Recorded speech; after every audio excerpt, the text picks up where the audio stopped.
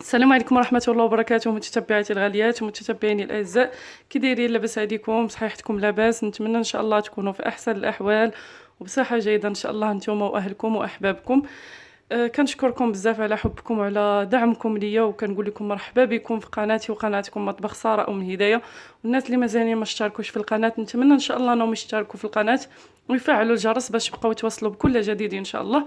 واليوم كيف كتشوفوا غنقدم لكم واحد الحليوه اللي سهله واقتصاديه وكتجي رائعه من شكل واحد، تقدري تخرجي منه شحال من شكل.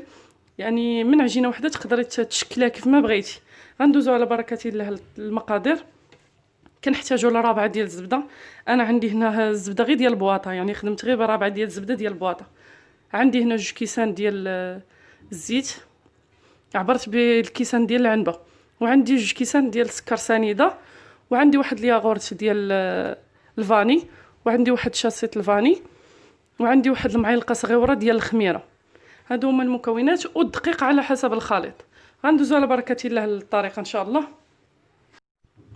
غناخدو شويه الملحه، يعني الملحه راه ضروريه ضروريه، يعني في اي حاجه راه خصكم ديروا شويه الملحه. بسم الله. كنديروا هاد السكر سنيده، نديروا هاد الشاسيط الفاني،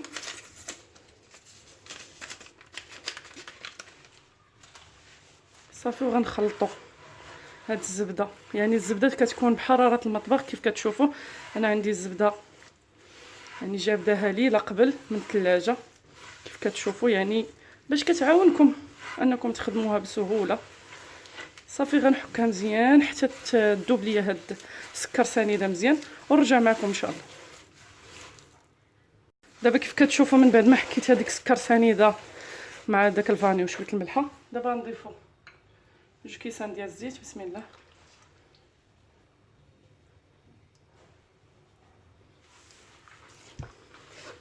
صافي وغنبقاو كنخلطوه مزيان حتى تولي لينا بحال شكل الكريمه، ونرجع معكم ان شاء الله باش نكملوا التتمه ديال هاد الحليوه هذه. دابا كيف كتشوفوا من بعد ما خلطت هذاك الزيت مع هذيك السكر والزبده، دابا غنضيفوا هاد الياغورت. هاد الياغورت بنكهه الفاني اللي عندي.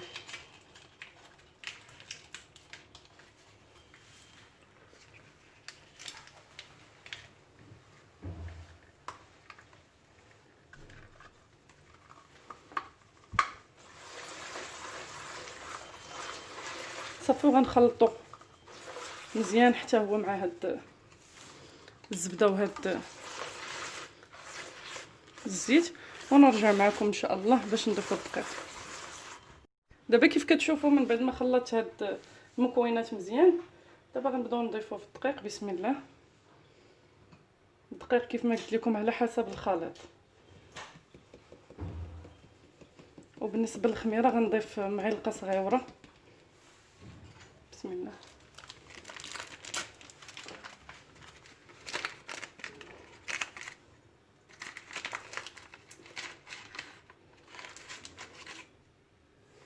هذه اصلا عندي معلقه. صافي وغنبداو كنخلطوا، وحنا كنضيفوا في الدقيق بشويه بشويه حتى تخلط لينا هاد العجينه هذه.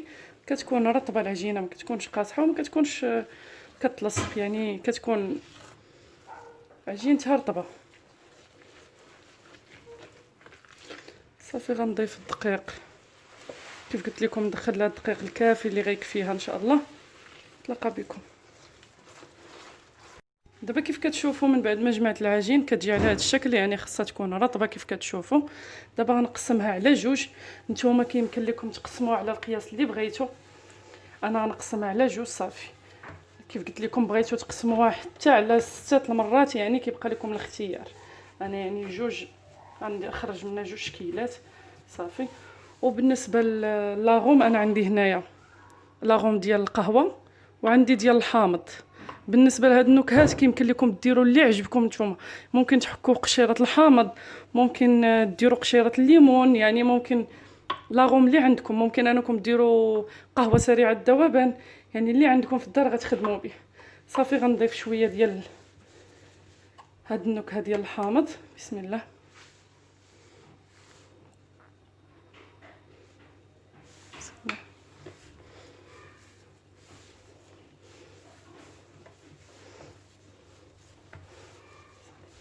والعجينه الاخرى غنضيف ليها هاد النكهه ديال القهوه. كيف قلت لكم تقدروا تخدموا بقهوه سريعه الذوبان، كيبقى لكم الاختيار. صافي غندخل هاد النكهات في هاد العجين ان شاء الله ونرجع معكم. دابا كيف كتشوفوا من بعد ما نكهت هاد العجين اللي عندي انا، كيف شفتوا راه قسمتها على جوج، يمكن لكم تقسموا على اكثر. غندوز ان شاء الله باش نخدمها وحده بهذا الشكل بهذا الطابع وحده بهذا الطابع. يعني هادو ماشي ضروريين، كيف كنقول لكم يمكن لكم تخدموا هاد العجينه بلا طوابع، يعني كيمكن لكم تخدموا باي طابع عندكم او لا بلا طوابع، يمكن لكم تشكلوا هاد العجين. انا بغيت نشكلها بهذا. غندوز ان شاء الله باش نكور العجينه كويرات صغيورين، ونتلاقى بكم ان شاء الله من بعد ما نكورها. دابا كيف كتشوفوا من بعد ما كورت العجين ديالي بهذا الشكل هذا، كيف كتشوفوا يعني الكويرات اللي عندكم الميزان تعبروهم، ما عندكمش ميزان غديروا عينكم ميزانكم كيف كتشوفوا. وخديت هنايا شويه ديال الكوك مع شويه ديال السكر سنيده. كيف يمكن لكم ديروا سكر سنيده بوحدها، كيف يمكن لكم ديروا غير الكوك بوحدو. انا كنجمع بيناتهم بجوج، كنخلطهم وكنفندهم في هاد الحليوه هذه. وعندي هنا كاوكاو غير العادي هذا. دابا غندوز ان شاء الله باش نشكلوا الحليوه ديالنا. بسم الله. كناخذوها كندوزوها في هاد الخليط ديال الكوكو صافي، وكنبداو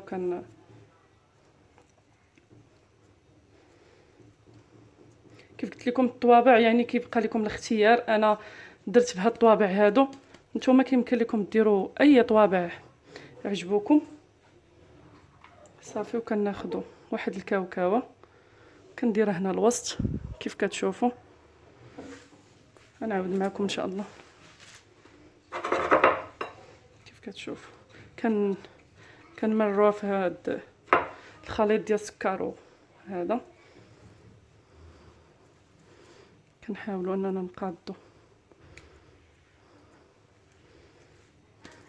كيف كتشوفوا. وكندير واحد الكاوكاوه هنا الوسط. هذا بالنسبه للشكل اللي درت ديال القهوه. وبالنسبه للشكل الثاني حتى هو غنكورو بنفس الطريقه ان شاء الله، ونرجع معكم باش نشكلوه حتى هو. غنكمل ان شاء الله التشكيل ديال هاد العجينه هذه. انا كنسهل عليا كنخدم كل شيء حتى كنكورها كلها عادش كنبدا كنطبع باش تجيني الخدمه سهله ان شاء الله. نكملها ونرجع معكم للشكل الثاني ان شاء الله. ها هو الشكل ديال الحليوه الاولى من بعد ما كملته كيجي على هذا الشكل. دابا غندخلو الفران. يعني انا بالنسبه للحلوه عندي كنقص عليها العافيه، كطيب على خطره. يعني باش طيب لكم مزيان كتنقصوا على العافيه وكتخليوها طيب على خطره كيف كتعرفوا.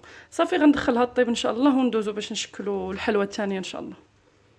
دابا كيف شفتوا من بعد ما كملت الشكل الاول، دابا غندوز ان شاء الله باش نشكل الشكل الثاني. يعني بنفس الطريقه شويه الكوك شويه السنيده كندوزو فيه هاد الحلوه هذه.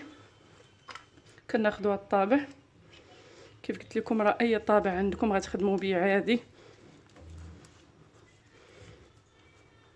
كيف كتشوفوا. نعاود معكم واحده اخرى.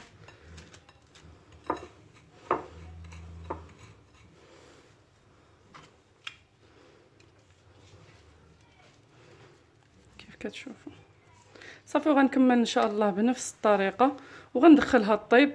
من بعد ما غطيب غنتلاقى بكم ان شاء الله باش نزينوه. دابا كيف كتشوفوا من بعد ما شكلت هاد العجين، ضروري واحد الملاحظه، ضروري خصكم تقبوا العجين من هنايا باش ما تنفخش لكم.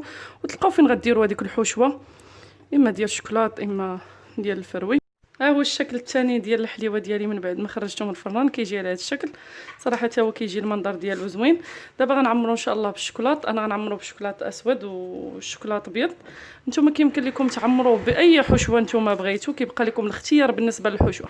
انا غنكتفي غير بالشكلاط اللي ذوبته كيف كتشوفوا. بنفس الطريقه كندوبو في حمام مريه، بنفس الطريقه غندوب الاسود. وغادي نبدا نعمر ان شاء الله. بسم الله. كنعمروا هاد الحفيرات هادو.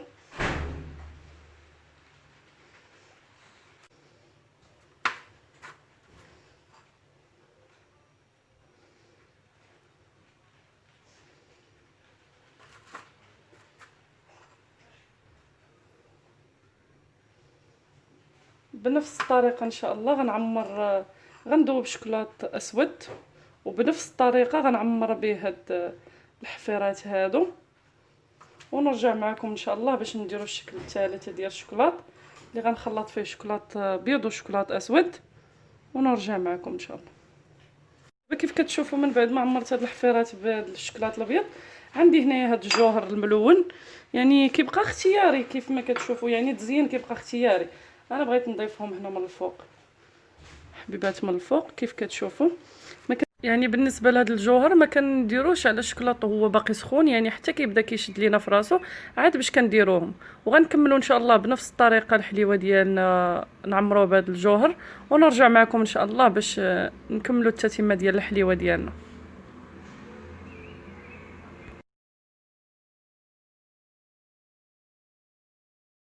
دابا كيف كتشوفوا من بعد ما كملت هاد الحليوه اللي زينت بالشكلاط الابيض، وهنايا درت واحد الخليط كيف ما قلت لكم ما بين شوكولاط ابيض وشوكولاط اسود، عطاني هاد اللون هذا. وزينته بهاد الشوكولاط هذا اللي كيكون على شكل نجاره. كيمكن لكم تزينوا نتوما باش ما بغيتو، يعني على حساب المتوفر عندكم وعلى حساب الذوق ديالكم كيف كتشوفوا. وهنايا هادوك الاخرين عمرتهم بشويه ديال الشوكولاط اسود، تما غندوز ان شاء الله باش نزينهم. راه التزيين كيبقى اختياري لكل واحد. هنايا غنبدا نحط في هاد الوريدات. نتوما الا ما بغيتو تزينوا بهاد الورد كيبقى لكم الاختيار، نحط هكا وريدات عشوائيين كيف كتشوفوا. وغندير حداه هاد العقيق هذا، شويه ديال العقيق مع شويه الورد. التزيين كيف قلت لكم راه اختياري، وغنكمل ان شاء الله بنفس الطريقه الحليوه اللي عندي، ونرجع معكم ان شاء الله باش تشوفوا الشكل النهائي ديال الحليوه من بعد ما نكملها.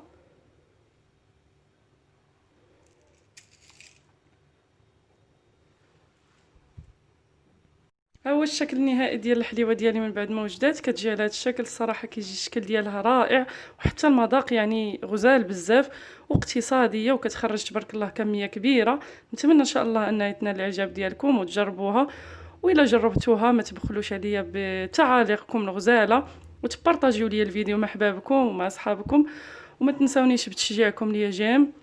والناس اللي كتزور القناه اول مره كنقول لكم مرحبا بكم في قناتي وقناتكم مطبخ ساره ام هدايه، ومرحبا بالناس القدام. نتمنى ان شاء الله انكم تشجعوني باش نزيد ان شاء الله نعطي احسن ما عندي، ونتمنى ان شاء الله ان الحليوه ديال اليوم تنال الاعجاب ديالكم. وكيف شفتوا راه اقتصاديه وتبارك الله كتخرج كميه كبيره، ويمكن لكم تخرجوا يعني الشكل اللي بغيتو منها. والى اللقاء الى فيديو اخر ان شاء الله، والى وصفه اخرى ان شاء الله.